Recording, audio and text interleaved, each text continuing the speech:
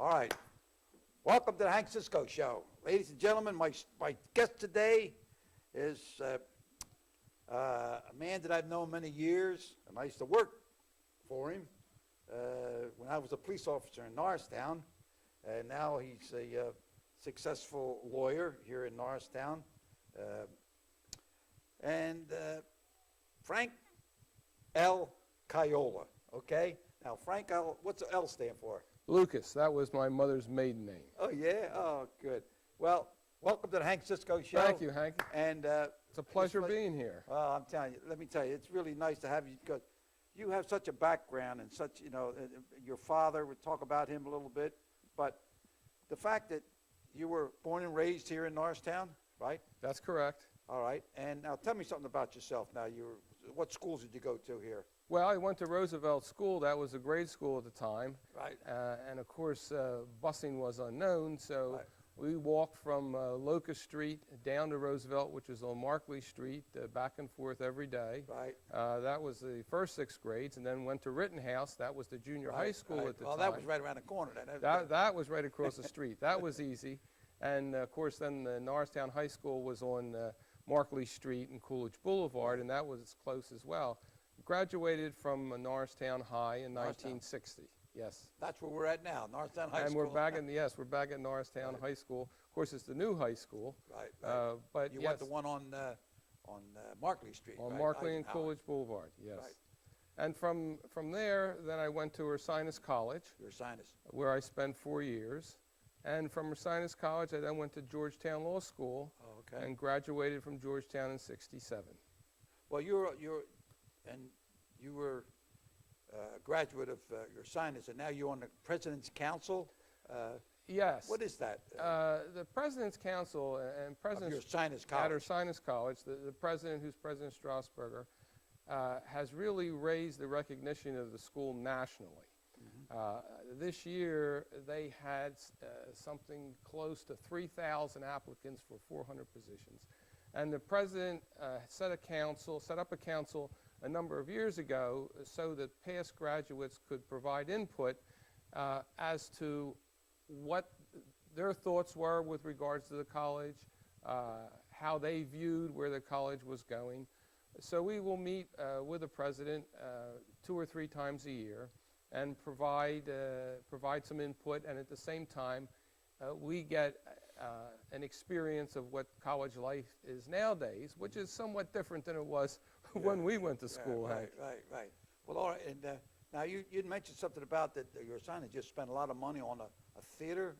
What they built? Yes. A cultural center? They put up, I guess they started construction about 5 years ago and completed it 2 years ago, which is a full-seated 300-seat 300 facility, performing arts. That's what we want in Norristown. The latest in technology. It is something to see if you're in the field of the performing arts. And as a result of that construction and that effort, that has increased their visibility across the country, where they now get students coming in from almost from every state.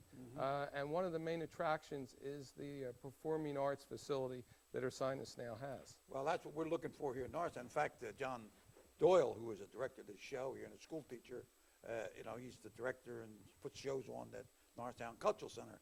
And Stan Husky and I, times Earl, myself, and some other people are getting together to see maybe we can build a theater like that here in Norristown, because you have a lot of people that come from Philadelphia to see the show here, but it only holds 75 people. Sometimes that gets overlooked in education, and it's interesting the response that Ursinus has received.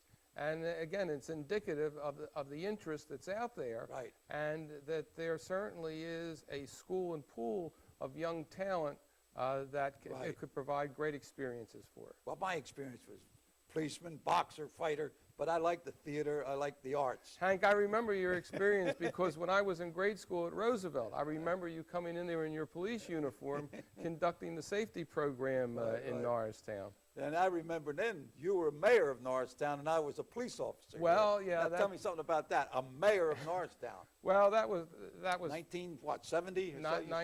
Yes, I ran in 1969 after coming back from reserve duty and after graduating law school. And one of the reasons why I think I was that able... Army Reserve? Yeah, it was. It was basic training. I finished up my basic training, and I came back. And some of the local politicians said, Frank, why don't you think about running for mayor at the time? And I was able to do it because of the reputation that my father had. Yeah, he was a well-known trial attorney. Well-known. Went to England and spoke where one of the top courts over there. He has spoken in Europe, in Puerto Rico, and of course his specialty was criminal law. Right. And because of his recognition and his accomplishments, it was a lot easier for me to run at such a young age. Right, because right. when and you won the youngest? At the time, when I was elected, I was the youngest elected mayor in Pennsylvania. I was 26. 26? Yes, I was 26. And I learned a lot. It was an interesting experience. You hit some hectic times. Yes, boy. we went through. We had big major disturbances. Yes, you know? we went through some riots. We went through a flood. We went through some severe Hurricane snowstorms. Hazel, Carol. I think it was some bad floods. We went through the Union March. In Norristown. Yeah, that state police. There was 1,600 state policemen. When Aldermost had his conflict. I was on the job then. With the Roofers Union. Yes, you were there, Hank. Yeah. There were 2,000 state troopers in Norristown that day when the Union members marched. Right. And at the same time, the hurricane hit upstate. And we just went from one emergency into another emergency. And yes, I remember the police officers were working almost 24-hour shifts for a week. Right. Some interesting times. Yeah, we had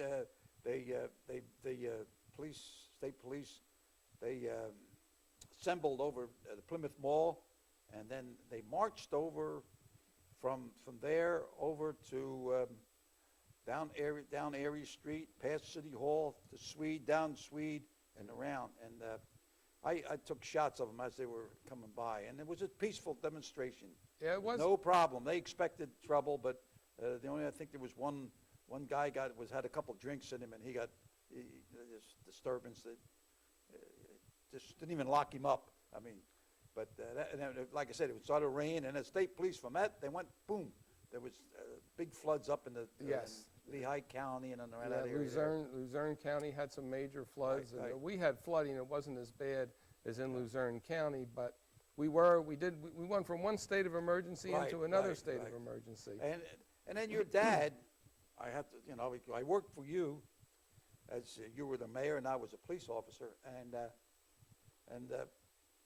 next thing you know, he got involved in. I first started in 1952. I became a police officer, and started the FOP with our pension. He started. Now we have Norristown Police have a pension as a result of his doings, because there was hardly any local police had any pensions like that, And he worked with us, and then he worked with Camp Rainbow, for underprivileged kids. Yes. He was always active, and so. Yes. Same thing with you right now. And yes, you try to stay active in a number of community projects. And yeah, he was very active with the police and with the police chiefs. And I know he fostered a number of causes that set up the pension plan for the police and for the widows. We call that my baby. That was my baby.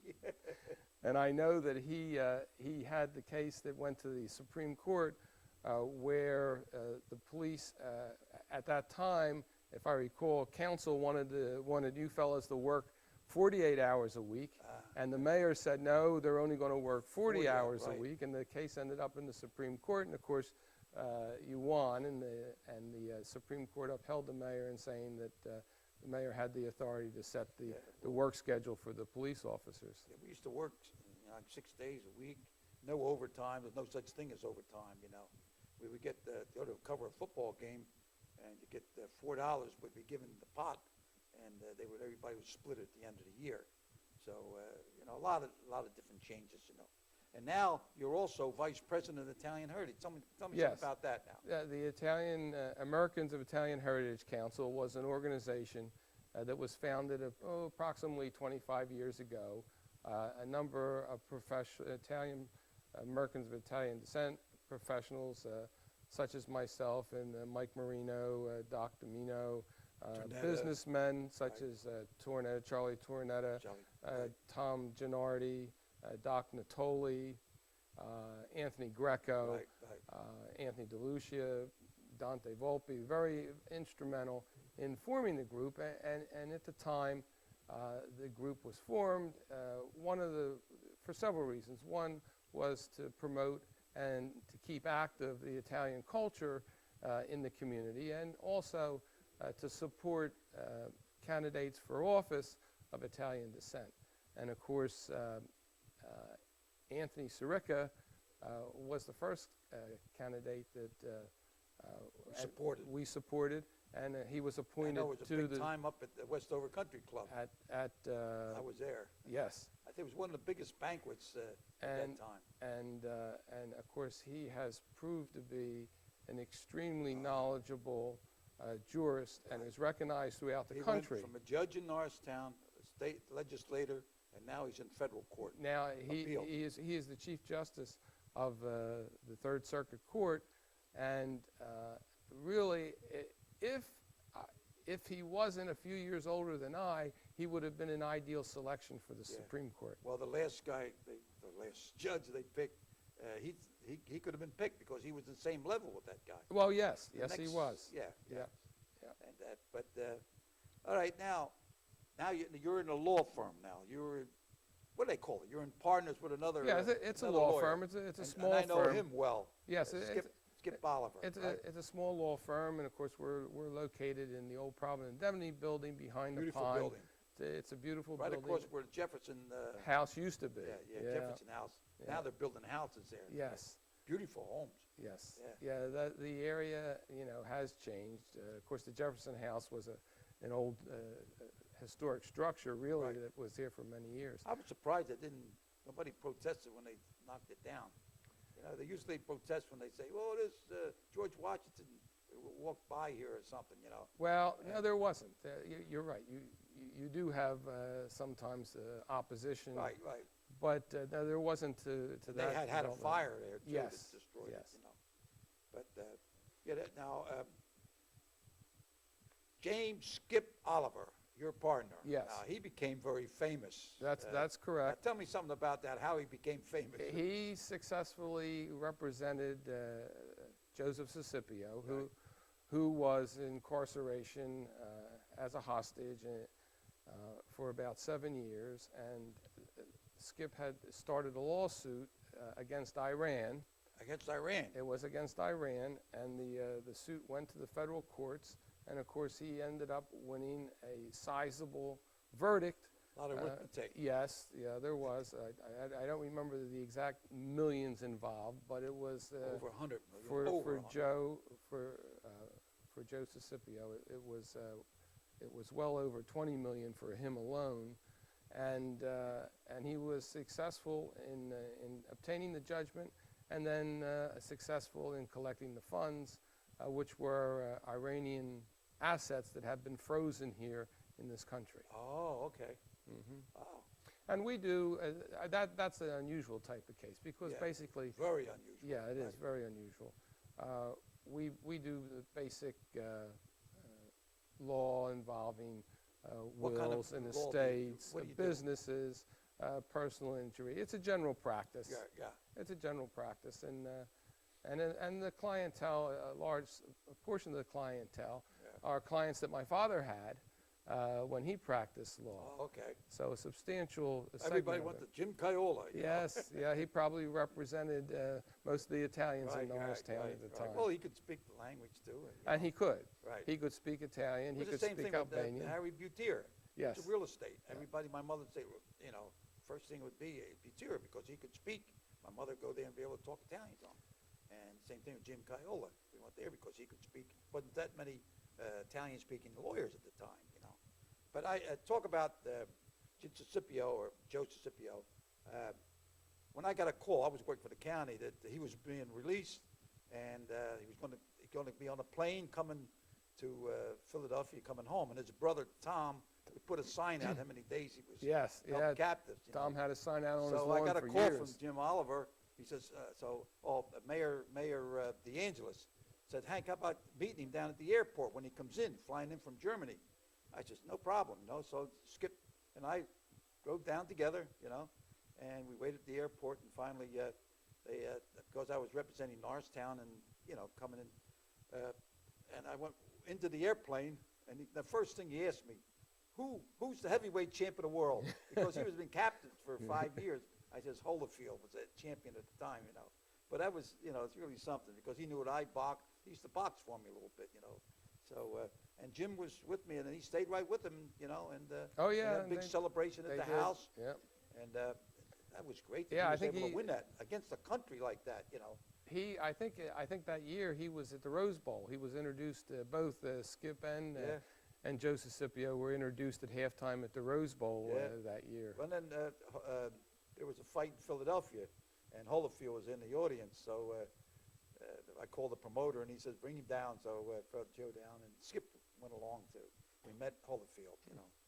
But now tell me, a little difference when you were mayor and what's Norristown changed. You were born and raised in Norristown. Tell me some of the things that were different than today. Well, you know, Hank, there's been a lot of changes. Some for the good and some not for the good. You know, one of the big problems that Norristown has had, obviously, is it has lost a good deal of its retail. It used to be a vital retail center, the downtown area, and of course, most of that retail business is going out of town, and it's affected the economic viability of the town.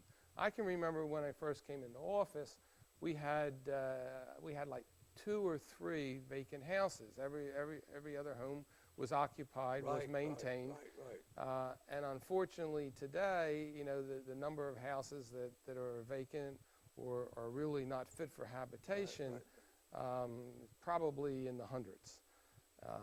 Although there has been some rebirth, and there's been some growth, but overall Norristown has had a difficult time because of the loss of its economic viability. But we have everything. We have a waterfront. We have 202, 422, talking about a ramp coming off the turnpike. You got the railroad. You got the P&W. You got a bus terminal. You know, we got all these things in Norristown. Hank, you know. you're right. And why can't we have, you know, the greatest? You got the Country Hockin and West Country Hockin, you know, they were nothing. They used to come to Norristown. My father's shoemaker shop used to come from the Country Hockin on the last bus, the Schuylkill Valley bus, and they come bring their shoes, and my father would fix the shoes, and they take the last bus back to Country Hockin. But we're the county seat. You're absolutely right. That's why we need a theater. Theater will bring people, you know, a different clientele of people, the whole bit. Norristown has a lot of facilitators. It has a transportation hub, as you've mentioned. It has the courthouse as a center, County seat, as the county seat. So it certainly is an ideal area for professional offices. Unfortunately, we may be losing a hospital. Well, but and now I understand might go to Plymouth, which is a little closer than Bluebell. Yeah, Bluebell's a little bit off the beaten path a little bit, you know. that's a sign of the times. But Yeah. I always felt, and of course back in those days when I took over as mayor and some of the years before then, unfortunately I don't think Norristown really had the decisive type of leadership that it you got needed that right. to keep it viable and to do the things that were necessary to keep the community intact. Unfortunately, the type of government that they had at the time did not lend itself to decisive decision making, and as a result, you got very little decision making. So when the planning was needed, when the funding was necessary, Norristown Nobody really, was there. Exactly. Nobody was home. Nobody was there to be on top of it. And I think that hurt, and it set the area back somewhat. But you do see... We got this revitalization You now. do They're see talking some, about yes, that. you do That's see just some gonna be- revitalization going on. There's people that are interested Right. in developing areas of Norristown. You've seen property values go up. I'm surprised at some of the values that I see on Main Street, and some of the dollars that are being paid for some of those properties you wouldn't think possible 4 or 5 years ago. So there is some interesting movement in the right direction. And you see, if you go to the corner of Elm and Markley, that's a SEPTA parking space. It's loaded, okay? You go to Main and Markley, the parking spot for SEPTA is loaded. The parking spot down at the Reading Railroad, loaded. Now they're building a 5-story garage at the corner of DeKalb and Lafayette, which means all these people are coming into Norristown, parking their cars, get on the train, and go someplace else. So why can't we do something to keep these people that are coming in, parking their car, and going someplace else? Park them and go here. We have the theaters. We have, if we get the theater, we get the restaurants, we get, shopping centers right in town. They won't. They'll stay here. They'll say, before I go home, I'm going to eat something here. I'm going to see a show. Well, you have to make it, and you have to make it economically viable for the businessman to want to put those dollars into development, either through tax grants or tax credits, Right. or grants, or you have to make it attractive, Right. so that the You can businessman. put some bait out there. That's right. You have to make it attractive, and and I don't like to go back to old times, Good old days. but I can remember when I first came into office. Well, no, it was even before I took office. The president of Continental Bank had asked the borough council members to attend a meeting with him. So they asked me to go along because I was the incoming mayor. And we met in his office at Continental Bank on Main and Sweet Street. Well, he wanted to get a feel for his proposal because he wanted to make Main and Sweet Street the center, the business center for the Continental Bank enterprise. Right. Unfortunately, he got such negative feedback on the parking, you can't go over a certain height, that what could have been really the cornerstone of economic development Right. in Norristown was completely turned off turned because off, the right. attitude, the receptiveness, the vision was not there at the time.